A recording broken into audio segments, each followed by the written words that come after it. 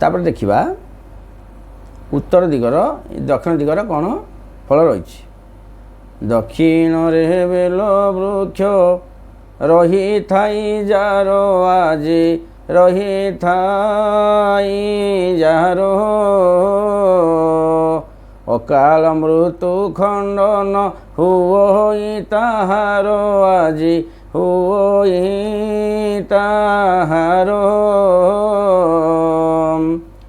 ଦକ୍ଷିଣ ପଟେ ବେଲବୃକ୍ଷ ରହିଲେ ଦକ୍ଷିଣ ପଟେ ବାସ ଯମଙ୍କର, ଯମଙ୍କର କୁଦୃଷ୍ଟି ଘରକୁ କମ୍ ପଡ଼େ, ପରିବେଶ ଭଲ ରୁହେ। ପୂଜା ସେଇ ଧାରା, ଗୋଟିଏ ଧାରା ଯାହା କହିଲି ସେଇ ବର୍ତ୍ତମାନ ପ୍ରତ୍ୟେକରେ ଯଦି ପୂଜା କରିବେ, ନାଲି କନାଟିଏ ବାନ୍ଧିବେ, ନାଲି ସାଲୁ, ନାଲି ଚନ୍ଦନ, ସିନ୍ଦୁର, ଧୂପଦୀପ ଦେଇକରି ବୃକ୍ଷକୁ ଯଦି ପୂଜା କରିବେ ତାହେଲେ ଫଳ ମିଳିବ। ପୂଜା ନକଲେ କିଛି ମିଳିବନି। ସେମିତି ଅପାଣିଆ ଗଛ ରଖିଲେ କ'ଣ ଅଛି ଲାଭ?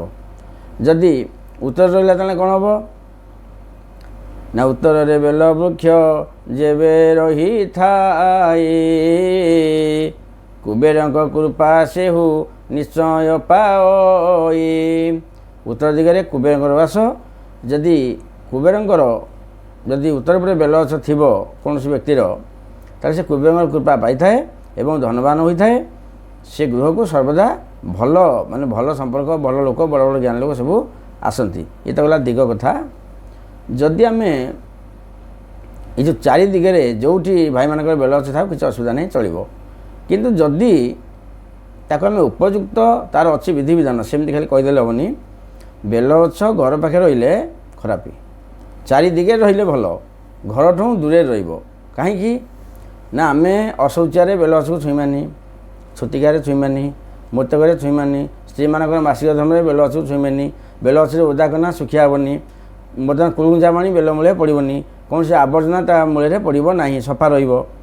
ଯଦି ଆମେ ବେଲ ଗଛଟେ ରଖି ଏପ୍ରକାର କରିବା ତାହେଲେ ଆମର ଶୁଭ ପରିବର୍ତ୍ତେ ବହୁତ ଅଶୁଭ ଫଳ ଆସିବ। ଆମେ ଜାଣିପାରିବାନି ହେ କ'ଣ ବେଲ ସବୁ ଜାଗାରେ ଭଲ ହେବ, ଭାଇନା କହୁଥିଲେ କ'ଣ ଏମିତି ହେଲା, ନା ଅଛି ନା ଅଛି। ଯଦି ଆମେ ଏ ପ୍ରକାର ବିଧିରେ କରିବା ତାହେଲେ ବେଲ ଗଛଟି ଆମେ ସେ ଗଛ ବିରାଟ ବଡ଼ ହେବ। ଘର ପାଖରେ ରହିଲେ ବର୍ତ୍ତମାନକୁ କଣ୍ଟା ଯଦି ପଡ଼ିବ, ଛୋଟ ପିଲା ମାଡ଼ିବେ, କଣ୍ଟା ଭୟ, କଣ୍ଟା ଗଛ ସିଏ। ଘରଠୁ ମିନିମମ୍ ଯଦି ଦୂରରେ ରଖିପାରିବେ। ତାପରେ ଗାଧେଇକିରି ଆସିଲେ ବେଲ ଗଛକୁ ଛୁଇଁବେ, ଅଗଧୁଆରେ ଛୁଇଁବେନି। ଗାଧେଇକି ଆସିବା ପରେ ବେଲ ପତ୍ର ଯଦି ମାଡ଼ିବେ ତାହେଲେ ବର୍ଷକର ପୂଜା ଧର୍ମ ଗଲା। ଆପଣଙ୍କର ଯେକୌଣସି ଜାଗାରେ ବେଲ ଗଛଟି ଅଛି, ମୋଟା ହେଇଯାଇଛି ଗଛ, ଆପଣ ତାକୁ କାଟୁନାହାନ୍ତି, ଲୋଭରେ ଫଳୁଛି, ଠିକ୍ ଅଛି, କିଛି ଅସୁବିଧା ନାହିଁ, ହଉ ନ କାଟନ୍ତୁ। ଆପଣ ଗାଧେଇକି ଆସିଲେ ସେ ବେଲପତ୍ରଟିକି ବର୍ତ୍ତମାନକୁ ମାଡ଼ିଲେ, ବର୍ଷକର ଧର୍ମ ନଷ୍ଟ। କାରଣ ଆମେ ବେଲପତ୍ର ମହାଦେବଙ୍କ ମୁଣ୍ଡରେ ଦିଆହେଉଛି, ଆମେ ତାକୁ ଆଣିକି ପାଟିରେ ଖାଉଛେ। ଆମେ ସେ ପତ୍ରକୁ ଗଛ ପୂଜା କଲେ, ଆମେ ତାକୁ ଶିବ ବୋଲି ଭାବିଲେ, ବେଲ ଗଛ କ'ଣ ଶିବ ବୋଲି ଭାବିକି ପୂଜା କଲେ, କିନ୍ତୁ ତା ପତ୍ରକୁ ଆମେ ମାଡ଼ିଲେ।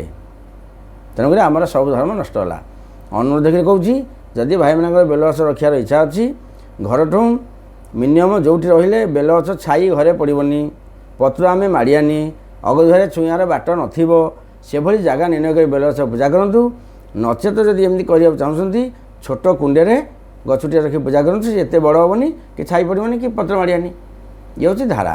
ଆଉ ଯଦି ଆମେ ସମସ୍ତେ ଖାଲି ସବୁ ପଣ୍ଡିତ ଖାଲି କୁହନ୍ତୁ ବେଲ ଗଛର ପୂଜା କଲେ ଭଲ, କ'ଣ ଭଲ ବେଲ ଗଛ ପୂଜା କଲେ? ବେଲ ଗଛ ପୂଜା କଲେ ଏଇ ଧାରା ଯଦି କରିବ ତାହେଲେ ସେ ପୂଜାର ଫଳ ପାଇବ। ଯଦି ଏ ଧାରା ନାହିଁ ତାହେଲେ କିଛି ମୂଲ୍ୟ ନାହିଁ, ବରଂ କ୍ଷତିର ବାଟ। ବରଂ ଘର ଚାରିପଟେ ବଡ଼ ବେଲ ଗଛ ନ ରଖିବା ଘର ପାଇଁ ଶୁଭ।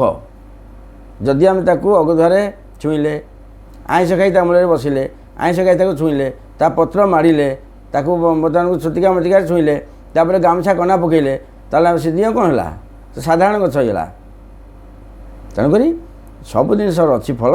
ଯଦି ଆମେ ନୀତି ନିୟମରେ କରିବା ପରୀକ୍ଷାରେ ପାସ୍, ଯଦି ନୀତିରେ ନ କରିବା ପରୀକ୍ଷାରେ ଫେଲ୍। ଫେର୍ ଅଲଗା ବିଷୟ ଆଉ ଆର ସପ୍ତାହରେ ଦେଖିବା। ହରି ଓମ୍ ତତ୍ସତ୍।